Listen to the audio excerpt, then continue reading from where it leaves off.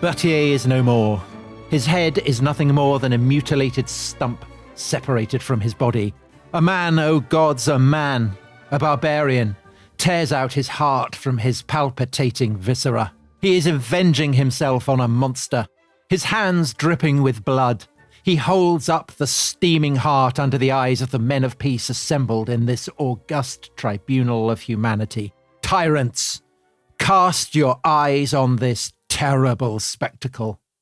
Shudder and see how you and yours will be treated. This body, so delicate and so refined, bathed in perfumes, is horribly dragged in the mud and over the cobblestones. Despots and ministers, your reign is over. Frenchmen, you are exterminating tyrants. Your hatred is revolting, frightful, but you will, at last, be free. Think how ignominious it is to live as slaves. Think what good, what satisfaction, what happiness awaits you and your children when the august and holy temple of liberty will have set up its temple for you. That was the journalist Élisée Loustalot writing in his paper Révolution de Paris, which he launched in the fateful month of July 1789. And he is describing with some relish the lynching of the royal official Berthier de Sauvigny a week after the fall of the Bastille on the 14th of July. And Dominic, the fall of the Bastille, it is viewed by many people in France and across the world as a moment of liberation. It's the National Day of France, of course, and it is celebrated and always has been celebrated by many, many people as a moment when the chains of tyranny and despotism are broken. Yeah. And that is the reading that you have chosen to mark this It's true. glorious moment when the sunshine of liberty is let in on the dank darkness of royal despotism. Well, hello, everybody. Yes, Tom, when you say I've chosen, that passage actually is quoted by Simon Schama in his book Citizens. And Schama's argument in that book, which was published in 1989, the bicentenary of the Revolution, was that violence, horrific violence, was at the heart of the French Revolution from the very beginning, that it was one of the great motors of the revolution, and that historians had tended to downplay it. And I think when you read that passage and you read what happens to Berthier de Sauvigny, and indeed you read what happens to so many people in that period in July 1789 surrounding the fall of the Bastille, so the few days before and then the week or so afterwards, I think it's actually quite hard to see it as a moment of utopian celebration, liberty, equality, fraternity. There's an awful lot of quite horrific bloodshed that if it had happened in different circumstances, you would say unbelievably repellent. And actually, of course, there'll be lots of people listening to this podcast who say, oh, Dominic is taking far too harsh a line. And in a way, you can say that what you think of the fall of the Bastille expresses your political identity. You tell me what you think of July 1789, and I'll have a pretty good shot at guessing your modern day politics. That's true, do you think, Tom? I think it is. I mean, it's clearly true in France, although I suppose in France, the attitude is generally more positive, isn't it? But there has been a kind of a lengthy tradition that views the revolution as a mistake in France. Yeah. But in Britain, we've already talked about this, the division in opinion between Edmund Burke, who sees it as a blood-spattered disaster, and Tom Paine, who sees it as a moment of liberation, much as the French do. I mean, he ends up becoming a French citizen, doesn't he? He does indeed. Before ending up in prison and threatened with execution. But, I mean, this question of whether the bloodshed at the Bastille foreshadows the bloodshed of the Terror, or whether the moment of liberation foreshadows the sense of a new understanding of humanity and of politics. I mean, that is a really fundamental division. Yes. What's Schama say? The Terror was just 1789 with a higher body count. Yeah, so the argument would be that it's not a bug, it's the system. Yes, exactly. But there are then a lot of historians, and even at the time, reviewing Schama's book. Schama's not the only historian to write about the revolution. And there were lots who said, no, he's missing the genuine progressive, he's just reheating Edmund Burke. And actually, the revolution had lots of progressive consequences. And we'll get into that in the course of the series. But let's dig today into what really happened in July 1789. And let's start by picking up from last week's episodes. So listeners will remember there was a social crisis born of the horrendous weather, the bad harvest, the hunger, the frustration, the fear that has swept through so much of France as people begin to starve. There's a financial and political crisis that goes back for decades to do with the French government running up debts to pay for its foreign wars. Its political system, unlike, say, Britain's, not really having a mechanism that allows them to do that. France has been on the verge of bankruptcy. Louis XVI has recalled the Estates General, this great gathering of the commons, the lords, and the church, which has then morphed into a national assembly and basically made a move to take sovereignty from the monarchy. And we ended last time, 20,000 troops are moving towards Paris from the frontiers, many of them Swiss or German speakers, so feared and hated by much of the Parisian population. They are advancing on the capital, triggering panic in the streets of Paris. And there's a sense when you get to the beginning of July 1789, everything is building towards a peak. The food prices are rising, the panic on the streets, the sense of paranoia is growing all the time. Because famously, the bread price reaches its pinnacle on the 14th of July, doesn't it? It does indeed, about 15 sous, having been normally about 8 sous. So in other words, bread has doubled. And for a lot of people, that means destitution. Cost of living crisis. A cost of living crisis with knobs on. And a lot of people at this point, even though that cost of living crisis is driven by acts of God, which is to say the weather, people are already looking for scapegoats. And that is a real theme of the entire French Revolutionary story. So a deputy in the new National Assembly, a future member of the Committee of Public Safety, called Bertrand Barrère, said on the 19th of June that the food shortage was the result of the disastrous projects of the enemies of the people, enemies of humanity, and they need to be discovered, intimidated, and punished. And there again, a preview of what's to come. But brilliantly, the people's hero, rather unexpectedly, is a banker. Not what you see today. That's right. So this is somebody, again, we talked about last time, Jacques Necker, the finance minister, a Swiss Protestant. He's the one person that most of the French public view as their savior. But as we said last time, Louis has been losing confidence in Necker. And at 5 o'clock on Saturday, the 11th of July, Necker and his wife leave Versailles for good in a coach. He has been sacked by the king in a very kind of underhand means. Necker was about to sit down to have dinner when he got a note telling him he had to leave France immediately and not go via Paris. He goes to Brussels. And actually, Necker then does something, Tom, which I think shows... Very admirable. It'd be nice to sort of have a revisionist view of Necker. But Necker gets to Brussels the next day and he writes a letter to the Dutch bankers Hope. And he says to them, I put up £2 million in my own money as security for grain shipments to the people of France. Even though I have been fired, I'm still good for the £2 million. I mean, he's a pretty decent fellow. Admirable, yeah. Now, the king's advisors, they'd sacked him on a Saturday. They thought they were being very clever. They thought that because the National Assembly wouldn't meet on the Sunday, there wouldn't be an immediate reaction, and they would therefore be able to manage it. But what they didn't bargain for, they didn't think it through, because on Sunday in Paris, a lot of people obviously are not working, and they have taken to the streets. There are a lot of sightseers. There are peasants who've come in from the countryside to kind of go into the city. And a lot of these people have gathered at what's called the Palais Royal, which is a part of the city, a great complex of sort of arcades and cafes and shops that is under the jurisdiction, not of the king, but of the Duke of Orleans. Right. And we've talked about that, haven't we? And talked about how, for instance, when we were talking about the abuse levelled at Marie Antoinette, yeah, that a lot of this is coming from factions within Versailles, within the royal family.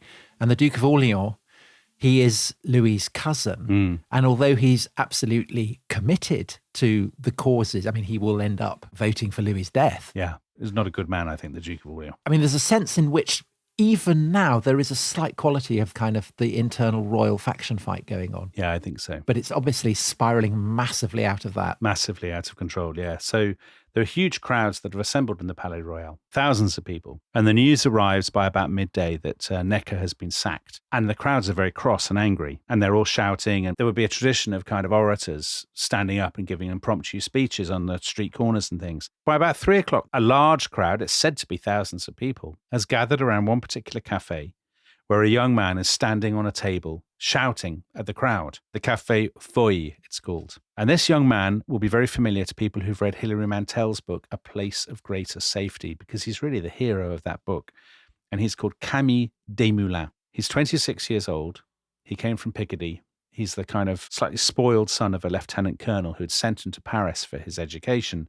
And at the Lycée Louis le Grand in Paris, Camille had become great pals with a man whose name will definitely be familiar to a lot of listeners, Maximilien Robespierre. So they're a real sort of inseparable duo. And Desmoulins is not a deputy at the Estates General, but he's very much of that ilk. So he's obsessed with the Romans, with Cicero, with liberty, with virtue. He's written a poem, an ode to the Estates General. So he's a very Sandbrook figure. Yeah, thank you, Tom. Yeah, great, exactly. He's a kind of Shelley, isn't he? He is. He's a wannabe Shelley. Poets as the unacknowledged legislators of the world. Exactly. That's exactly. He's a young, long-haired idealist. He's everything I dislike in a man, Tom. I look forward to you being fair to him. Well, Sharma says he's an exponent of the breast-beating, sob-provoking declamation then in vogue at the Palais Royal. His style, a tone of virtue militant, mingled with the patriotic martyrdom exemplified in neoclassical history paintings in the salon and on the stage. So you can absolutely, the type in 1968 at Columbia in New York or in Paris or at the London School of Economics, he'd have been the first one to do the sit-in or whatever. Or 1848. Yes. I mean, he's there at the beginning of that tradition, isn't he? Of the long-haired poets throwing cobblestones. Yes, absolutely he is.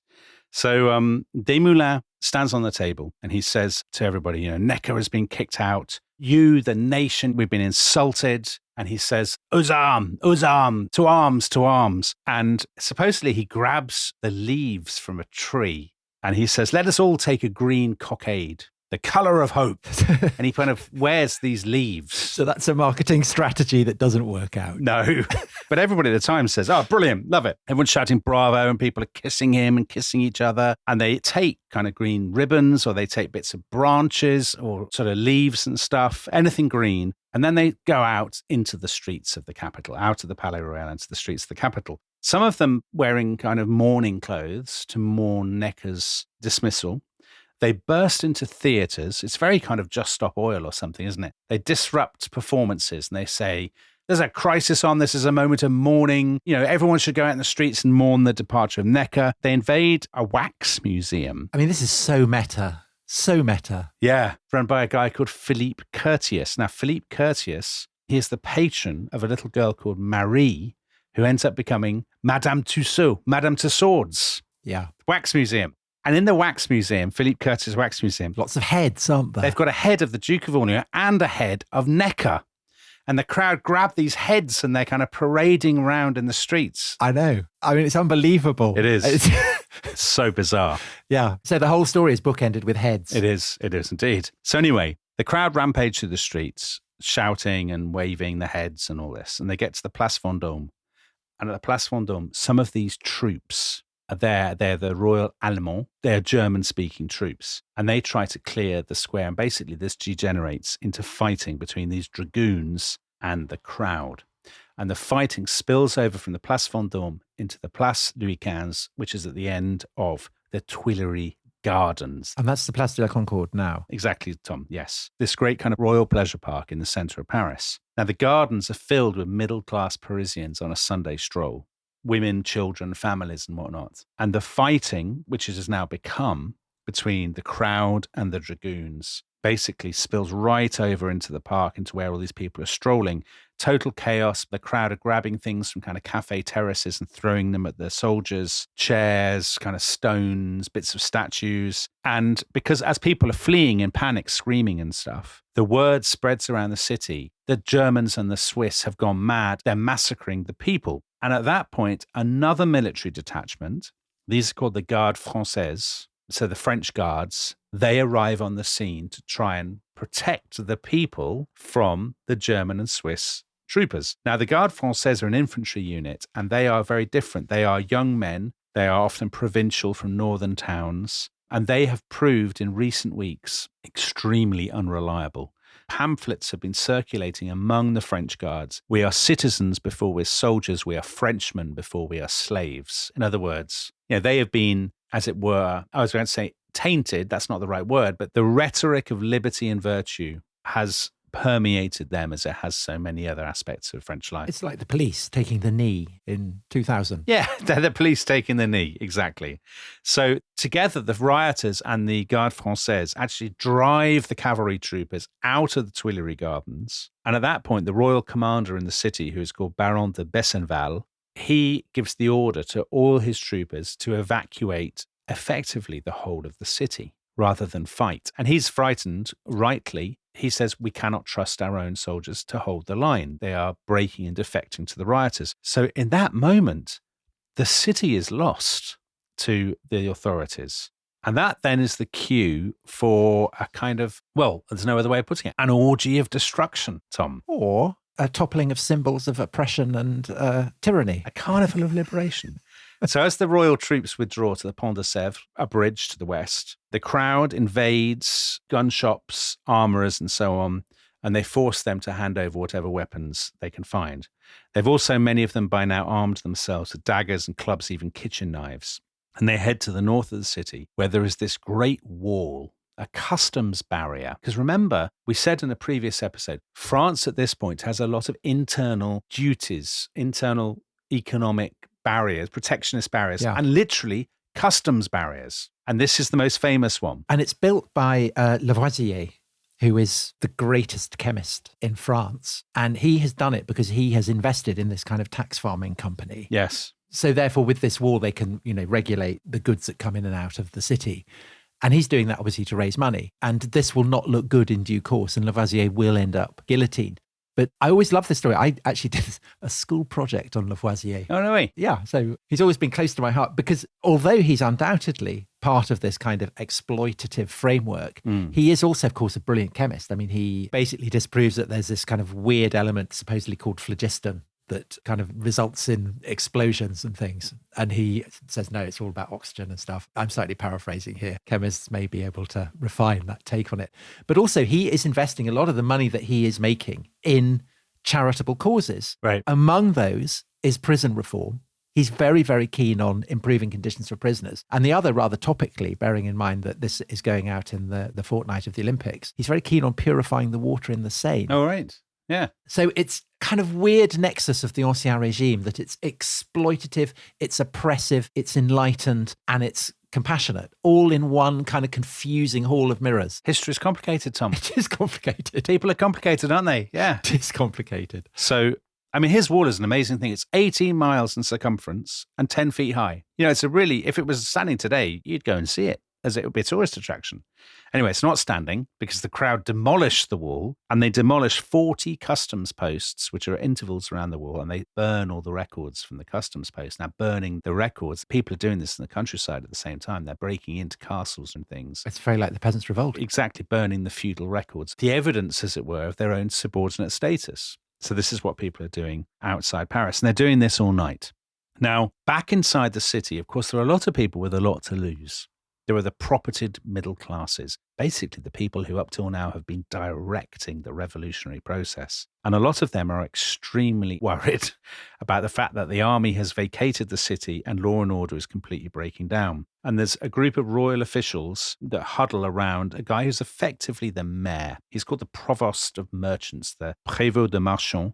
His name is Jacques de Flesselles, and we will come back to him at the end of this episode. Spoiler alert, he does not come to a very happy end. And the mayor basically says, listen, we need to kind of rally the forces of order.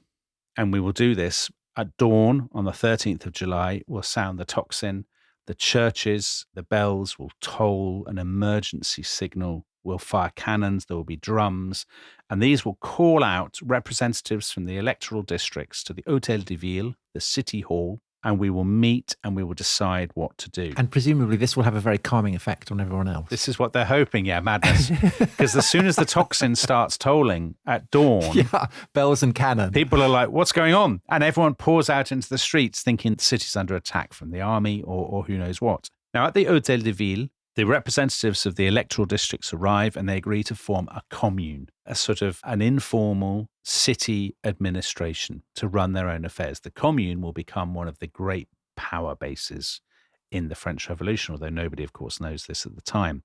And they also say there are now mobs roaming the streets. There are also bands of vigilantes roaming the streets. We should regularize all this with a militia. They call it, entertainingly, the garde bourgeoise, the bourgeois guard. And this is what becomes ultimately the National Guard. Again, a key player in the revolutionary story. And they've been wearing, of course, Camille Desmoulins. Green sprigs. Green sprigs, exactly. And they say, well, this green business is rubbish, not least because green is the symbol of one of the great reactionaries, the king's brother, the Comte d'Artois. And they said, we can't be wearing his colour. Why don't we wear the colours of Paris, red and blue? So that morning, they swapped their cockades for red and blue cockades. And we will discuss the symbolism of cockades a little bit later. So meanwhile, the anarchy on the streets is actually getting worse. That morning, rioters sacked the convent of Saint-Lazare. Which is where Beaumarchais had been imprisoned. Right, exactly. A nice nod back to your thing about the marriage of Figaro, Tom. Exactly. Yeah. They find there a lot of food, wine, vinegar, 25 Gruyere cheeses, which is exactly what I'd expect to be in a monastery, frankly, and a large dried ram's head. I mean, who knows what you'd be doing with that? Is that the basis for a soup? Who knows? Well, I don't know. I mean, so monasteries and convents are always the setting for pornographic fantasies. And they are. The Ancien regime. So who knows what's going on there? About cheese. Yes. So anyway, they take all this stuff and they say, oh, well, this absolutely proves the privileged classes, the monks, the priests, the bigwigs have been hoarding food all this time. And that's, of course, only inflames them more.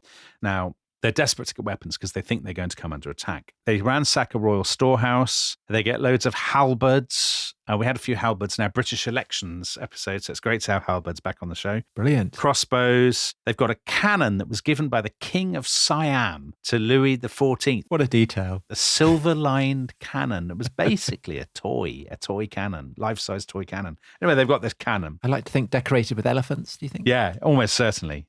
They go to the great sort of military hospital, Les Invalides. This is back when I say hospital, it's a place where old soldiers went to retire. So that's where Napoleon ends up buried. I have filmed there, Dominic. Have you? Mm. Oh, I've never been to Les Invalides, Tom. I really should go and pay my respects to Napoleon. I have stood next to his tomb and been filmed pondering. Were you? Yes. Were you dreaming about invading Russia, leaving your troops behind as you'd left them behind after invading Egypt? Cursing the British mastery of the sea. Exactly. Cursing the nation of shopkeepers. But obviously at this point, he's not there. I mean, that goes without saying. No, the Invalides managed to sort of keep them away for the time being. Meanwhile, that guy, the mayor, Flessel, is sort of playing what seems to be a very strange game. People are saying to him, where are the arms? And he's sending them off to different parts of the city where it seems like there's obviously not going to be any weapons.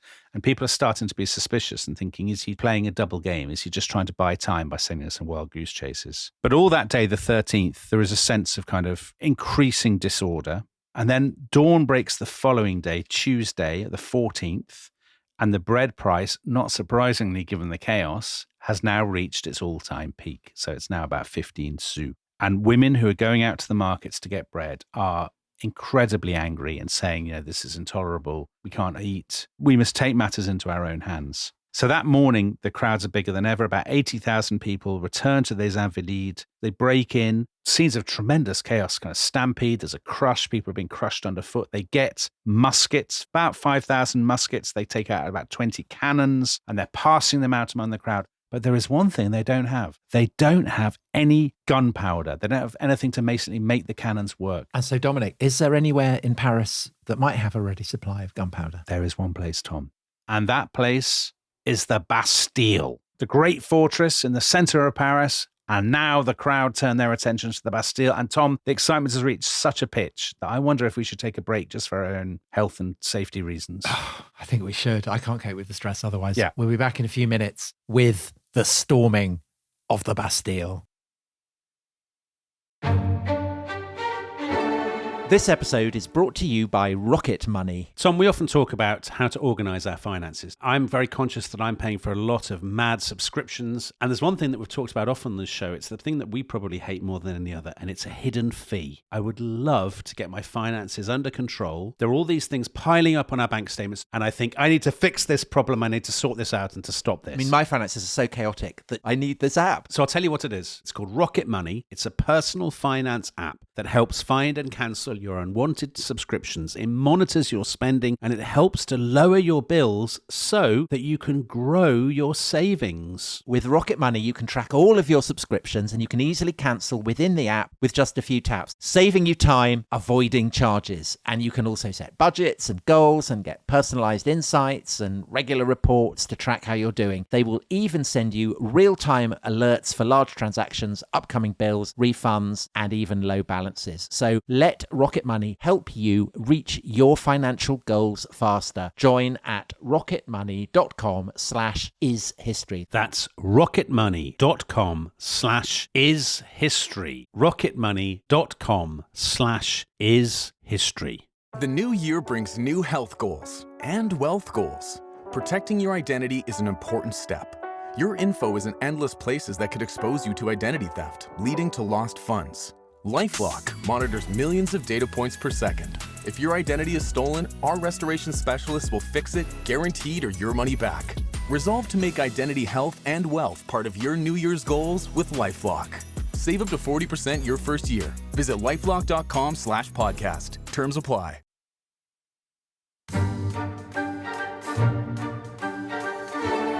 Hello, welcome back to The Rest is History. And Dominic, we are approaching one of the most celebrated moments in French history, in global history. Yeah, the Bastille. Take it away. So the Bastille, Tom, you will know, because you did a wonderful episode about the man in the iron mask, that the Bastille is not quite what we think it was. So in our imagination, the Bastille is this towering Gothic castle. Well, that's how it's shown in the paintings, isn't it? In the paintings, it's looming over the city. It's this terrible symbol of royal oppression, the embodiment of despotism and tyranny and whatnot. Well, it's Gothic, isn't it, as well? Because this is the kind of the period of Gothic fiction. Yes. And it's a transplantation of a sinister baronial pile in the Alps or something right into the middle of Paris. But that's not actually what it is. Exactly. It's got a bit of a Tower of London quality to it, I suppose, but it's quite squat.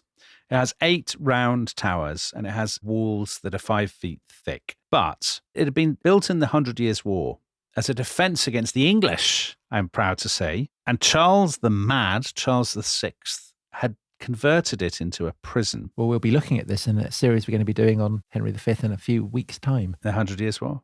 Exactly. But it was Cardinal Richelieu in the 17th century who really said, let's use it as a prison for prisoners of state. And the people who were sent there, as you described in your episode that you did on The Man in the Iron Mask, there's a thing called a lettre de cachet. And this is a kind of sealed letter approved by the king, in which your crime is often not even named. But basically, if there's a lettre de cachet, you can be sentenced without any process, without any trial. You can be basically thrown behind bars. So people are obviously up in arms. They see this as a symbol of arbitrary government and despotism and absolutism and whatnot. But there are kind of 3 kinds, really, aren't there? Yeah. So there's people who are seen as engaged in conspiracy against the monarchy. Yes. Of whom, whoever he is, the man in the iron mask, would be the exemplary example. And there are writers whose works are seen to be seditious. So the most famous of these writers is Voltaire, the great kind of wit and philosophe who actually writes the story of the man in the iron mask and kind of invents it as a symbol of royal tyranny. And then there are people who are seen by their own families as trouble. And again, there is a famous archetype of this, a literary figure, who we've also done an episode on, and that is the Marquis de Sade. That's right. So delinquents, aristocratic usually, whose own families basically petition the monarchy, please can you have my son locked up? He's totally out of control. I mean, that's what it is, isn't it? And actually, it's quite a kind of mark of status, isn't it? If you're a writer or a rebel. To be sent to the Bastille. Yeah. To be sent there, because that's what Beaumarchais finds so humiliating when he's sent to Saint-Lazare, that he isn't sent to the Bastille. Yeah, and actually, conditions in the Bastille, when I read up on it, it reminded me of the prisons that Dickens describes, like the Marshalsea or something. So it's all a bit Dickensian. Sharma compares it to an overgrown lodging house with guests living in different rooms according to their station. If you remember the public, you can actually walk into the Bastille. You can go in and there are shops on the inside. There's a garden. The governor has a vegetable garden. So you can have a stroll and stuff. And inside, further inside, there's the kind of warren of rooms where the inmates are kept. And the conditions are actually not really that bad. So the extraordinary thing is you are better off inside the Bastille than the vast majority of French people who live outside it. Well, the Marquis de Sade lives quite well. I mean, he's able to write his novel and... Yeah, you have alcohol. He sends his wife out to get him cheese and all kinds of things. That's right. He has 133 books when he's in there. And he has a desk and he has dressing gowns. He has aftershave. He's allowed all these kind of treats. This is the norm. There are card games. There's a billiard table. There's a writer called Jean-François Marmontel. He was asked what was the food like in the Bastille. And he said, I always remember an excellent soup, a succulent side of beef, a thigh of boiled chicken oozing with grease, a little dish of fried marinated artichokes, really some fine crescent pears, a bottle of old Burgundy, the very best mocha coffee. So it's more like a hotel than a prison. And the demonology of it was invented by writers to criticize the regime. So Voltaire. Yes. The most famous is a guy actually called Linguet, who was a barrister who was sent there, and we don't really know why, in 1780. And he published a book called Memoirs of the Bastille. And this is your classic kind of Gothic nightmare. You know, clanking chains, the door crashing shut behind you. And he invented the idea, really, that the Bastille was this kind of living tomb, that everybody in it was the walking dead. They would never be heard from again. Well, he must be drawing on the Voltaire, the idea of the man in the iron mask as well. Those ideas have quite deep roots. They do, and they're actually so successful, those ideas, that the government themselves have decided the Bastille has to go, because even though it's fine, it's kind of bad publicity to have it. So by the 1780s, they have a plan to redevelop the Bastille. They're going to build a park instead with a column and fountains in the middle, and there'll be an inscription that says, ironically, Louis XVI, restorer of public freedom. Of course, that never happens. I mean, the shades of irony I know. that veil the totemic episodes in the French Revolution are amazing. So the Bastille has featured in people's imagination in the days leading up to the 14th of July, partly because of the Marquis de Sade, actually. So he's in the Bastille. He's been following all the news from Versailles. He's really into it, isn't he? And he's been shouting political harangues from the window. Yes, because he takes the thing that he pees into, kind of metal. A funnel. And he uses that to shout out revolutionary slogans. Exactly. And he says, I'm in here with hundreds of inmates and the governor is planning to kill us all. And this is a complete fantasy. So he gets bundled off to a lunatic asylum, Charenton. A lunatic asylum. He's got to go. He's a real pain. Now, actually, we mentioned the governor. So the Marquis de Sade was kicked out 9 days ago. And the governor, in those 9 days, has been getting increasingly worried, as you might expect. His name is Bernard René de Launay, and he is 49 years old. He was born in the Bastille. His father had been the governor as well. And basically, he's a very, very dutiful, humdrum, uncontroversial civil servant, the guy who runs the Bastille. He's not a bad man. He's not a torturer. He's nothing like that. He's just kind of a boring official. He doesn't cackle evilly while fettering people in dripping dungeons. Not at all. And he's been given this gunpowder to guard. The gunpowder has been sent to him, 250 barrels of it. And he's been told, don't let anyone have it. He has been sort of making vague preparations, like moving the cannons to the embrasures. He's told his men to gather some stones to throw at people if they try to get in, and bits of ironmongery and stuff. And I say his men, he has 82 old soldiers, like pensioners, invalides, as they're called. And they are just loafers. They're completely useless. They're not going to be at all used in a fight. And he's also been sent 32 Swiss guards. He has enough food to last him 2 days, and he has no water supply whatsoever. So when he sees this giant crowd advancing towards him, he thinks, oh, for God's sake, like, this is the last thing I need. Now, this crowd later ends up being sort of, dare I say, sacralized, Tom. There are 954 of them, and they are aged between 8 and 72, and they are known officially as the vainqueurs. So most of these vainqueurs are artisans from the Saint-Antoine neighborhood, the neighborhood around the Bastille. And they are joiners and glaziers and cabinet makers and locksmiths. So because they ended up as these great heroes of the revolution, we know loads about them. Only one of them is a woman, a laundress, or Marie Charpentier. Most of them, historians have really done tremendous work kind of analyzing their background. Most of them had not been born in Paris. So that gives you a sense of just how transient the Parisian population is. How many migrants have come from the countryside for work or for bread and are now angry and resentful. Because in a city like Paris, people are going to die of disease. And so the population cannot be maintained without this constant influx of people. Constant flow. Yes, exactly. So they are angry, resentful, hungry. They're also frightened. There are lots of rumors that the army are preparing to retake the city. They're desperate to get this gunpowder.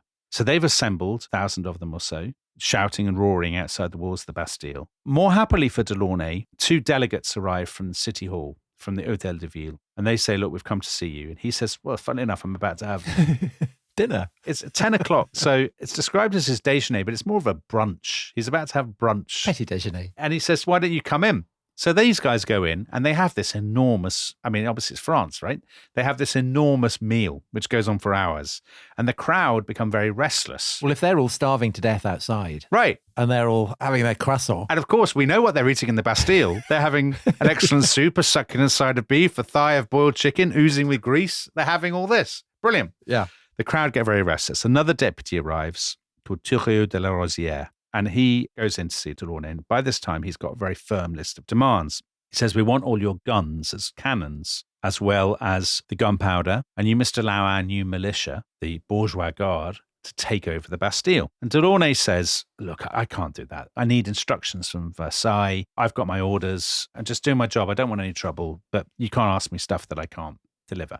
Thuriot says, I understand where you're coming from. I'm not happy about it, but I will go back to the Hôtel de Ville and report back and find out what's going to happen. So Thuriot goes back to the Hôtel de Ville, and there all these sort of electors and officials are huddled together, and they're chatting for about an hour about what are we going to do about the Bastille. And actually their attitude is, we don't want to fray in the centre of Paris. And Dominic, just to be clear, at this point, their concern is with the Bastille as a source of ammunition rather than its role as an emblem of royal tyranny. Yes, that is what they want. They want the gunpowder, they want the guns, but they're not talking about, the Bastille as the Gothic castle and stuff. I mean, they can see the Bastille, they know what it is. But they've been talking for about an hour. It's 1:30. Thuriot is going to be sent back to the Bastille with a loud hailer to kind of address the crowd and stuff, when suddenly they hear there's this enormous explosion and the Hôtel de Ville literally shakes, and then they hear this further explosions, gunfire, and it's all coming from the direction of the Bastille. What has happened? Well, while Thuriot and his friends have been meeting in the city hall, the crowd outside the Bastille have run out of patience and have just decided to take matters into their own hands. And some of them have started to burst into that outer courtyard with the vegetable garden and the shops, shouting, "Give us the Bastille, give us the Bastille." A load of them climb up to the top of a perfume shop, which is next to the gate that goes into the inner courtyard. And there's a drawbridge, which is closed. They cut the ropes holding the drawbridge up. Now, this is that classic kind of mad crowd behavior. The drawbridge at this point falls open very unexpectedly, and it crushes people underneath. One person has died. The rest of the crowd, they give a damn about that, and they just run over the drawbridge, presumably further flattening this poor man. There are soldiers up at the top who are shouting, stay away, we don't want to shoot you." The crowd think they are saying, come in, we won't shoot. So they charge in, and the Swiss guards start shooting at them. Now the crowd believe, quite wrongly, the people further behind say, oh, they must have lowered the drawbridge and let us into the inner courtyard as a trick because they wanted to shoot us down like dogs. And they go ballistic. The crowd is now stampeding further into the Bastille, and the fighting kind of breaks out in earnest. And what then happens, of course, rumors spread, Chinese whispers. People are sort of saying, it's all kicking off at the Bastille. The guards are shooting at our people, at the crowd. There's a guy who's called Hulin, Pierre-Augustin Hulin. And he runs out and he gets a load of gardes françaises, French guards. And he says, the criminal Delaunay is assassinating our fathers, our wives, and our children. Will you let them be slaughtered? So these gardes françaises arrive, and they've brought with them some cannons. And one of those, Tom, is that Siamese cannon. Oh, brilliant. With the elephants. Well, the elephants, I think, are a figment of your imagination. But let's imagine it with the elephants, which was a present for Louis XIV. And they aim these cannon at the gates. So it's total chaos inside the Bastille. Delaunay, the governor, is obviously very distressed at what's happened here. Yeah, he's enjoyed a nice breakfast and now... Yeah, well, he did get his brunch. Yeah. I mean, Tom, it's fair to say the last brunch he'll ever have, sadly. Right. He just wants basically the whole thing to be over with honour. And he wants an honourable surrender and no more bloodshed. He sends a note to the leaders of the crowd and he says, look, I've got all these barrels of gunpowder. If you don't stop attacking, I will blow up the gunpowder and the fort. I'll blow up the whole thing, right, sky high. They don't want to give in to this ultimatum. And in fact, his own soldiers say, we don't want you to blow up all the gunpowder and us with it. And so eventually Delaunay, this wheeze of his has failed. And he says, fine, call it a day. And he lowers the drawbridge that leads to the inner courtyards. The attackers now swarm over this drawbridge. I mean, even though he's basically surrendered and let them in, they're determined to have their sort of moment of glory anyway. So they climb the walls and they hack down the gate, which is a bit kind of unnecessary. And by about 5 o'clock in the afternoon, the siege is over and there are white flags flying above the Bastille. And they think they are going to find victims of royal despotism chained up in dungeons, do they? Of course they do. I mean, don't forget the Marquis de Sade has been telling them that this massacre was impending. Yeah. And for years, as you said, going back to Voltaire, people have believed that the Bastille is rammed with the victims of despotism. So how many did they find? There are 7 people in the Bastille, Tom. 7 prisoners, 4 of whom are genuine criminals who are forgers. who cannot be romanticized at all. But they go free, do they? Yeah, the forgers do go free, I think. One of them is a sort of one of your posh libertines, a guy called the Comte de Solage, who'd been locked up at the request of his own family for bad behavior. And two are lunatics. So of the lunatics, as they're called, one of them is just obviously completely mad.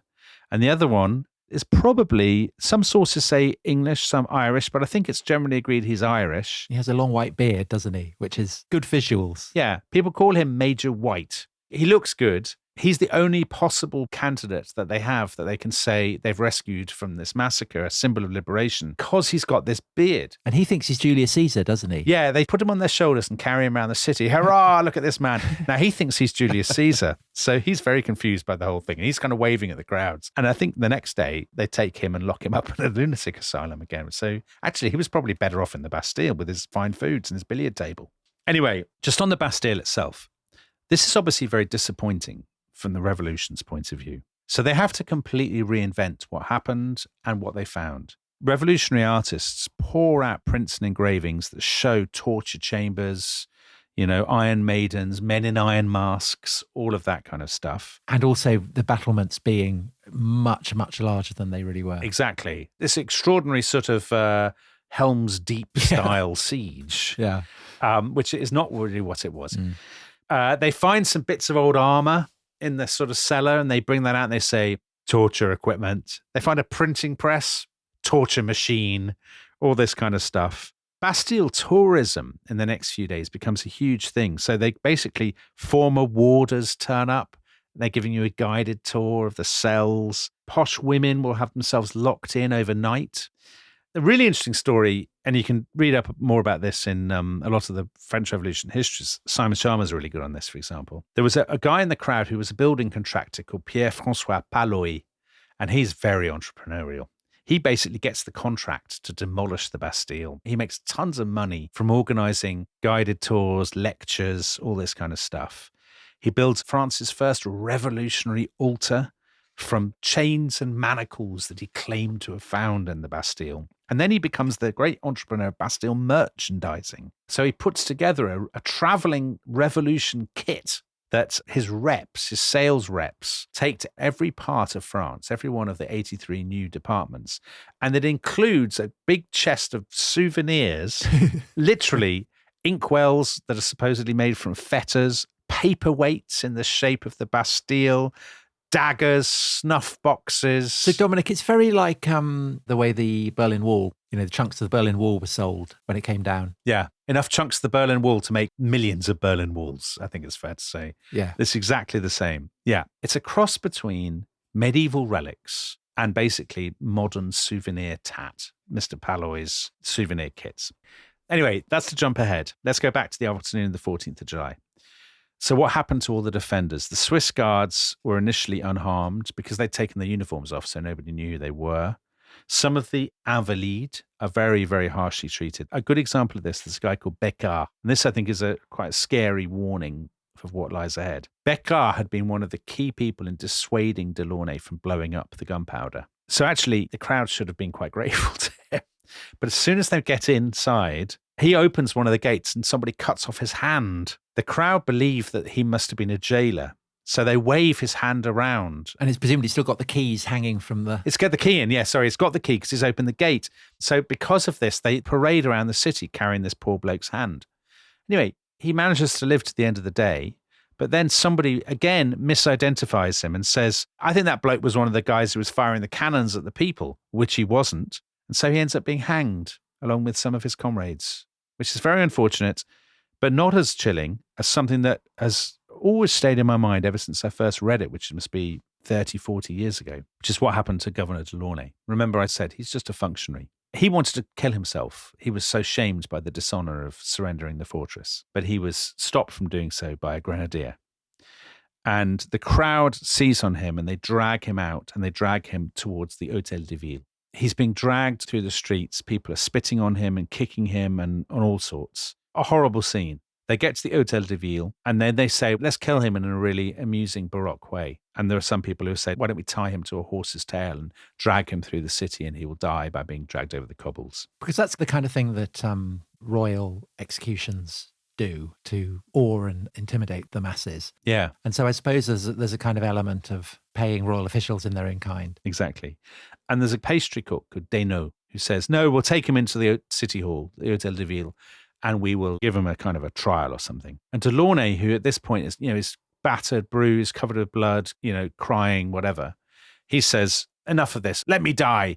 And he lashes out furiously and kicks the pastry cook, Desnos, in the groin. And at that point, the crowd kind of close in on him, daggers drawn, bayonets. People are in a frenzy and they stab and stab and stab and kill him, poor Delaunay. And then people shoot his body as it lies in the gutter. And then somebody gives Desnos, the pastry cook, a sword and says, you have the honor of cutting off his head.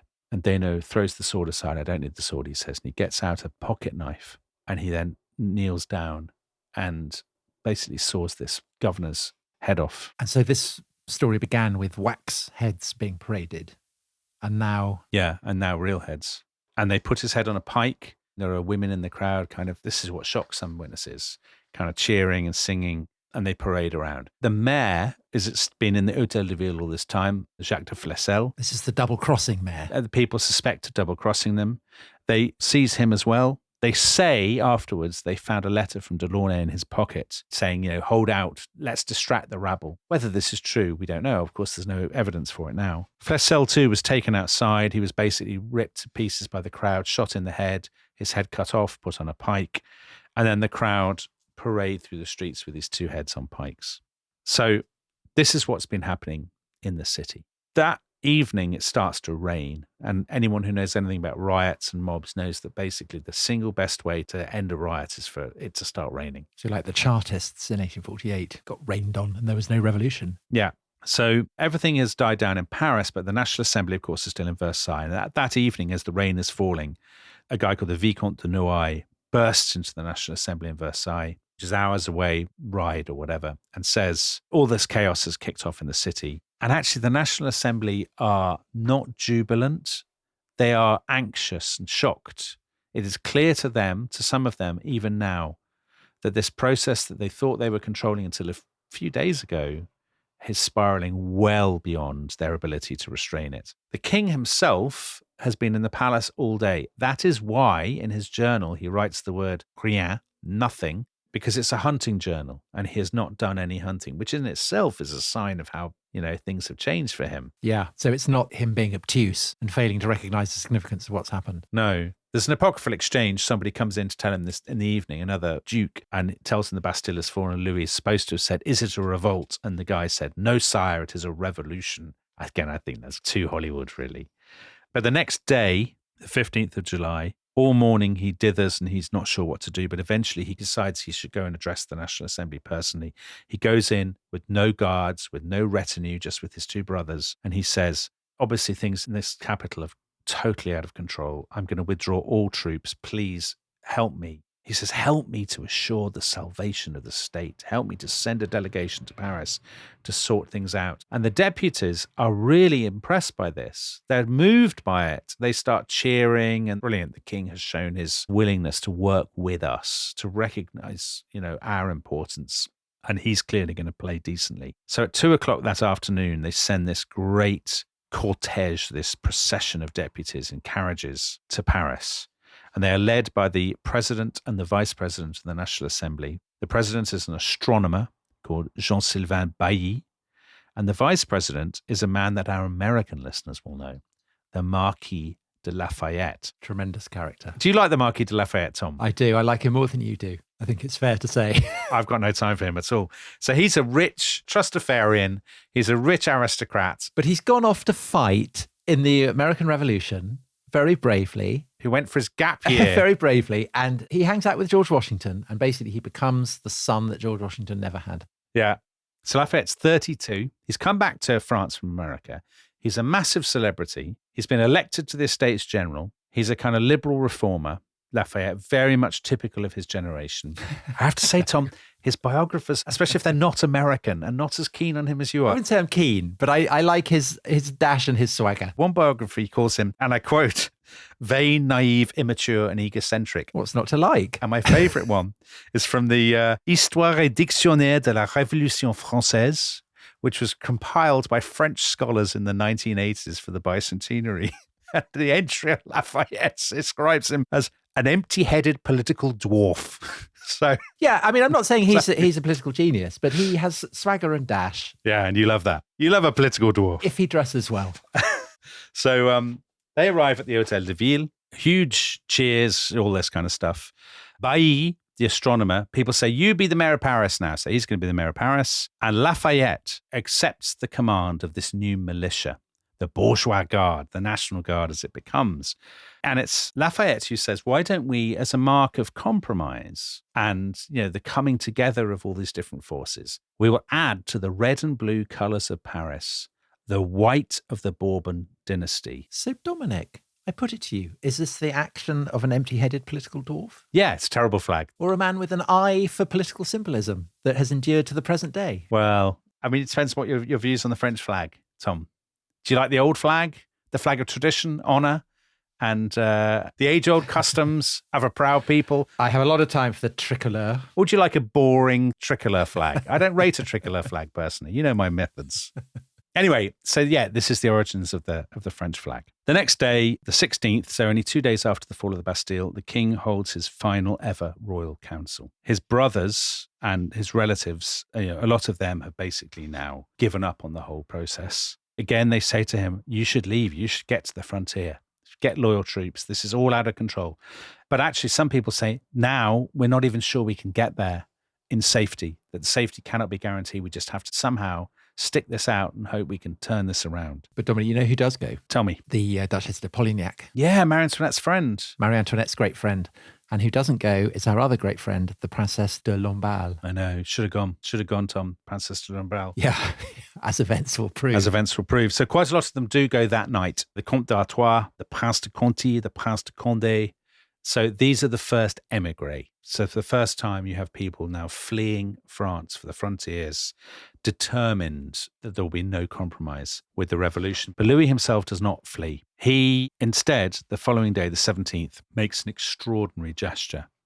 He decides to go to Paris himself in an undecorated carriage, wearing a plain, undecorated coat. And he is greeted at the gates of Paris by the new mayor, Bailly, the astronomer from the National Assembly, and Bailly hands him the keys of the city. And he says, these are the same keys that were presented to Henri IV, Henry IV, a great folk hero to the French people, the king who had abandoned Protestantism because he said, Paris is worth a mass, is it? Paris is worth a mass. Also, he's very keen that every peasant should have a chicken in a pot. Exactly. Everybody loves him. Chickens and Catholicism.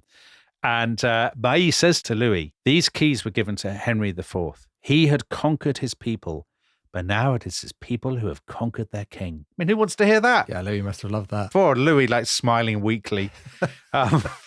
Anyway, Lafayette is there with his new cockade, the new colours, red, white and blue. Looking tremendous, I'm sure. There are loads of National Guards now lining the streets. They process through the streets, market women dressed in white, making up the rear of the procession. We'll be hearing more about market women, I imagine, in the next couple of days. We will, yeah. And people are chanting, not long live the king, but long live the nation, la nation. They get to the city hall, and there's a great banner. Louis XVI, father of the French, the king of a free people. And Dominic, key there is he's not described as the king of France.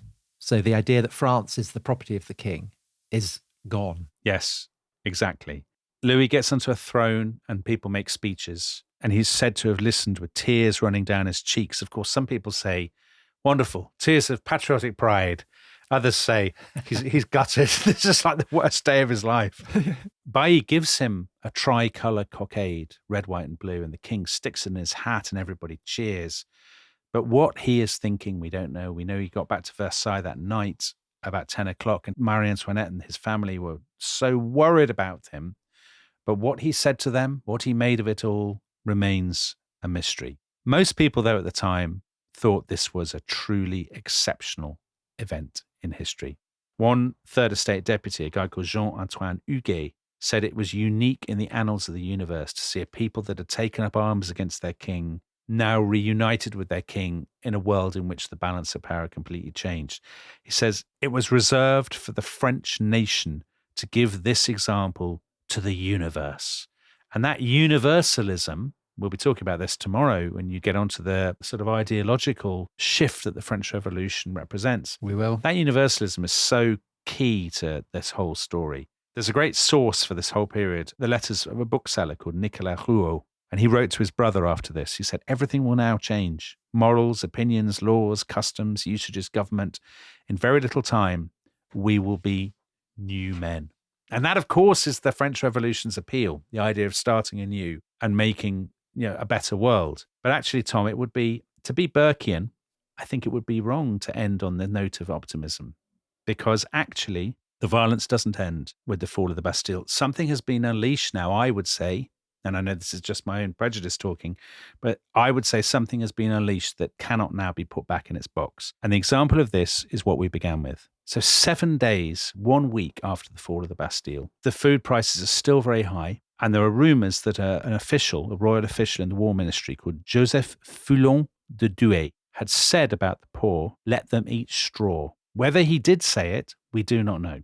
A crowd grabbed him, they hanged him, they cut off his head, they stuffed grass and straw in his mouth, and they paraded his head around the city on a pike.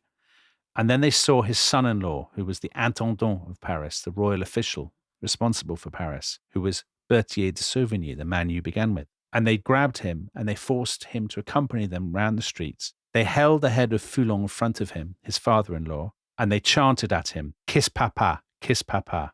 I mean, an absolutely unbelievably horrendous scene. They got to the city hall. They killed Berthier. They literally tore the heart out of his body and threw it at the walls of the city hall. And then they put his head on a pike too, alongside his father-in-law's, and paraded it around. And that newspaper you mentioned, Élisée Loustalot's Révolution de Paris, he wrote a big article about this. That's what we quoted. And Loustalot said, it's fine.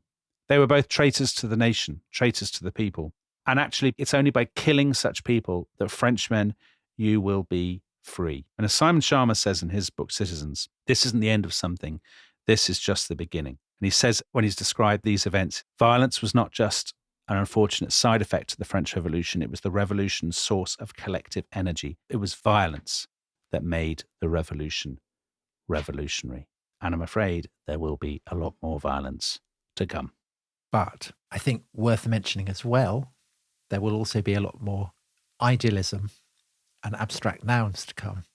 And in tomorrow's episode, we'll look at the ideals that enthusiasts for the revolution are promoting. And one of the most significant texts ever written, the Declaration of the Rights of Man and the Citizen, been an inspiration across the world. And we will be looking at that and seeing where the French Revolution is heading ideologically in the wake of the fall of the Bastille. So we will see you then. Brilliant. Bye-bye. Bye-bye.